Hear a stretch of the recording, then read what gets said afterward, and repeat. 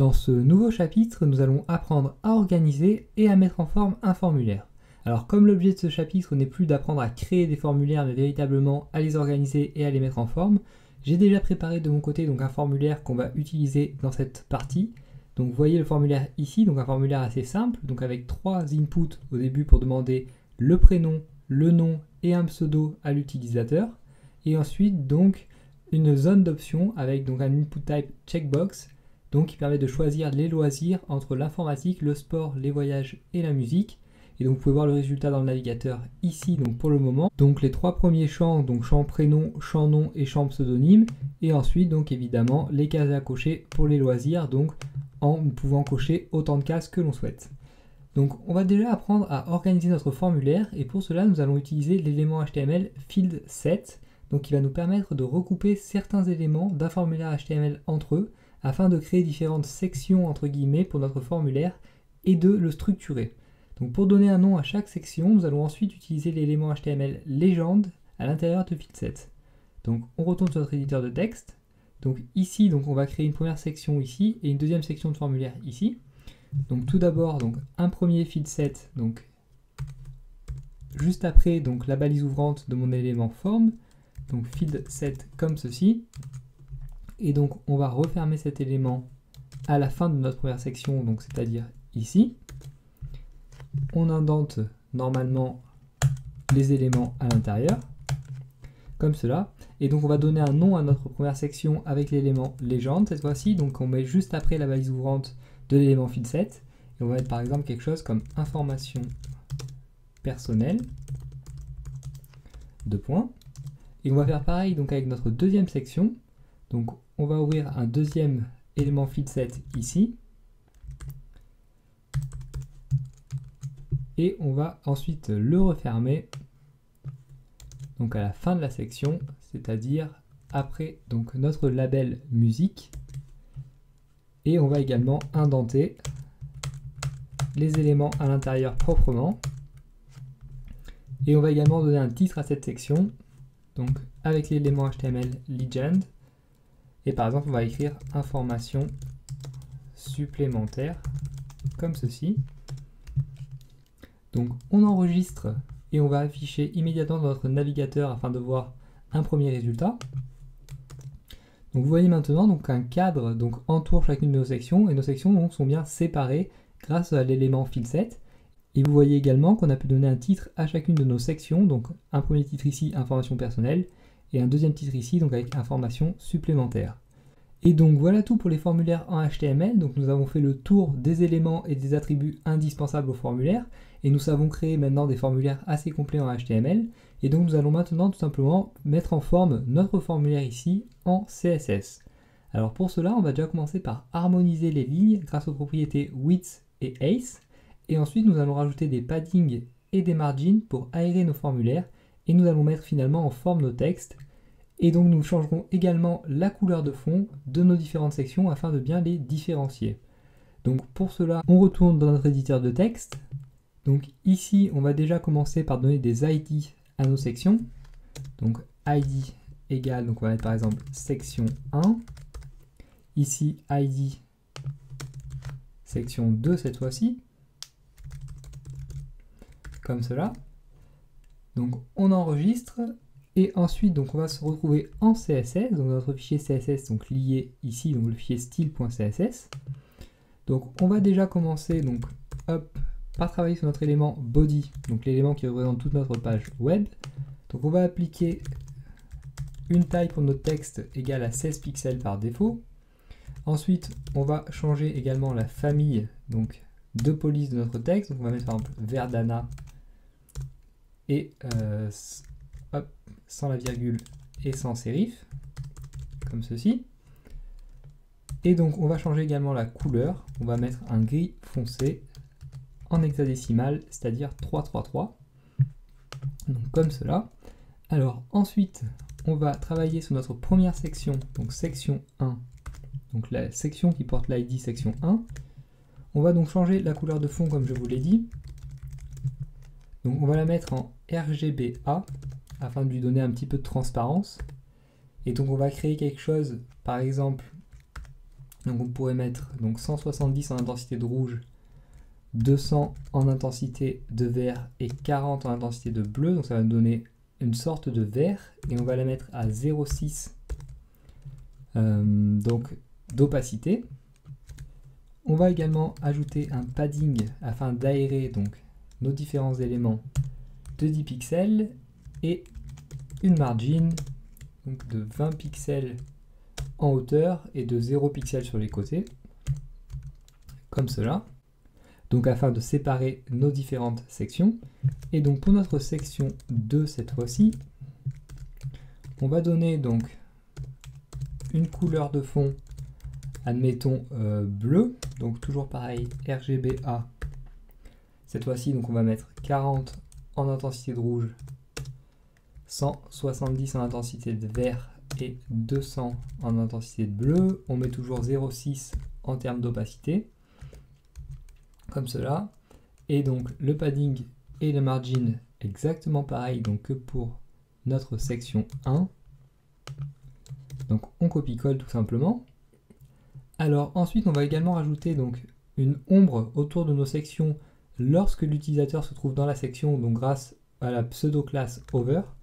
Donc pour cela on écrit section 1 2.over et également donc section 2 over 2.over comme ceci. Donc on attribue donc un box shadow lorsque l'utilisateur, encore une fois, donc se trouve dans la section. Donc on peut le mettre par exemple à 0 pixel afin de créer une ombre centrée, 5 pixels donc hop, et 444 donc une ombre gris foncée donc qui va se répandre sur 5 pixels. Alors pour nos éléments légendes, c'est-à-dire pour nos titres de section, on va par exemple appliquer donc un poids de police gras, comme ceci. On va également les mettre en majuscule avec la propriété text transform et sa valeur uppercase. On va mettre une police un peu plus grande que pour les autres textes, donc par exemple admettons 18 pixels. Et on va mettre une couleur un peu plus claire, donc color 444 comme ceci par exemple. Et donc ensuite nous allons travailler sur nos inputs et sur nos éléments en soi de chaque section. Donc pour cela, donc on va déjà commencer avec donc section 1 input, donc c'est-à-dire nos champs de saisie pour les utilisateurs. On va leur attribuer par exemple une largeur de 300 pixels et une hauteur de 20 pixels, comme ceci. Et donc pour notre section 2, cette fois-ci, toujours pareil, input, c'est-à-dire pour les éléments input de notre section 2, donc qui sont des cases à cocher cette fois-ci, on va leur donner une largeur de, admettons, 10 pixels et une hauteur de 10 pixels également, ou plutôt 20 pixels pour les deux, ce sera peut-être un peu plus grand, un peu plus visible. Donc admettons 20 pixels, comme cela. Et donc nous n'avons plus maintenant qu'à nous soucier de nos éléments labels. Donc notre label, donc nos labels de section 1, donc section 1, label, on va les mettre en inline block et on va également donc leur attribuer une largeur de 200 pixels et un padding donc de 10 pixels par exemple. On peut mettre 0 pixels, 15 pixels et 40 pixels comme ceci. Et donc pour nos labels de la section 2, c'est-à-dire section 2 label, nous allons également les display en inline block.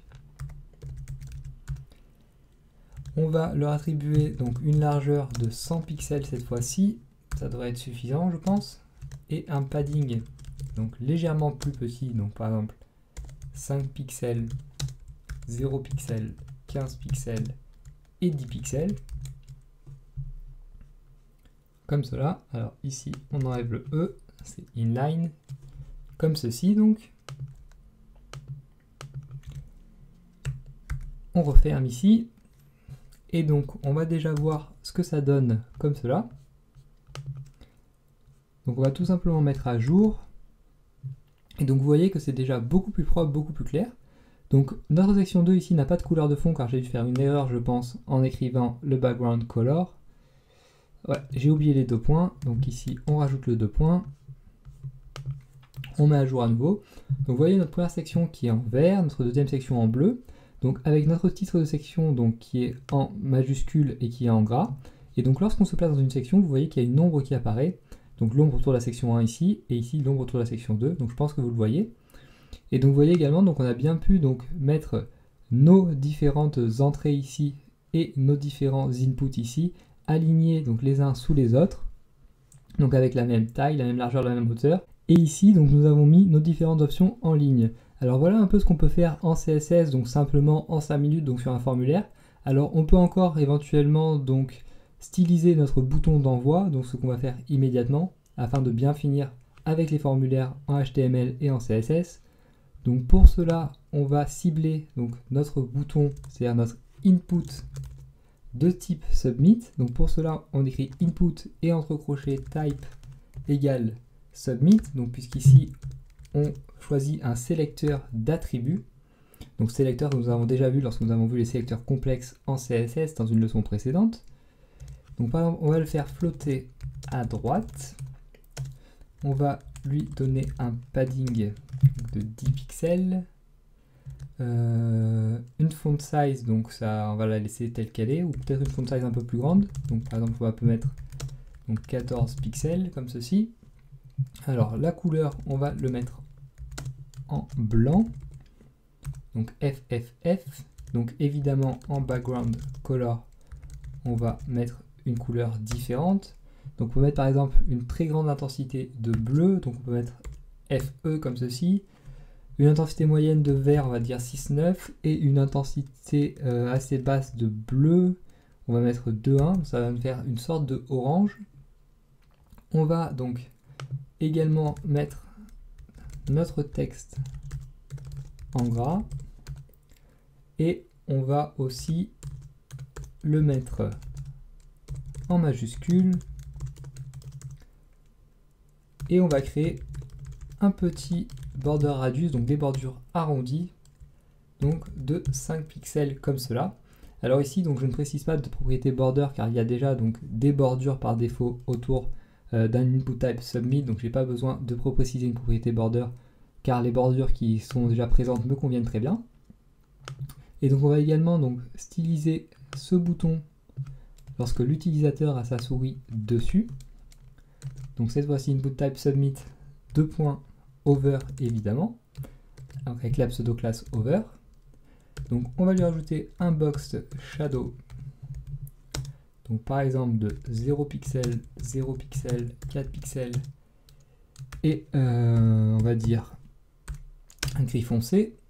Et également donc on va changer la couleur de fond dans ce cas-là, donc background color, 2 points, et on va mettre quelque chose comme E8 AB2E par exemple. On enregistre et on affiche. Donc vous voyez bien, donc maintenant on a notre bouton orange, donc avec des bordures arrondies à droite de notre page, et donc les écritures à l'intérieur sont en majuscule et en blanc, et lorsqu'on passe notre souris dessus, donc la couleur du bouton change légèrement, donc va vers le jaune, et on a également une petite ombre qui se crée autour de notre bouton. Donc voilà tout pour cette partie sur les formulaires. Donc on a appris à créer des formulaires, on a vu les différents types d'input et les différents attributs des formulaires, et maintenant nous avons appris donc à mettre en forme et à organiser nos formulaires. Et donc dans la prochaine leçon, nous verrons cette fois-ci une introduction au responsive design, c'est-à-dire comment faire en sorte que notre site s'adapte à toutes les tailles d'écran.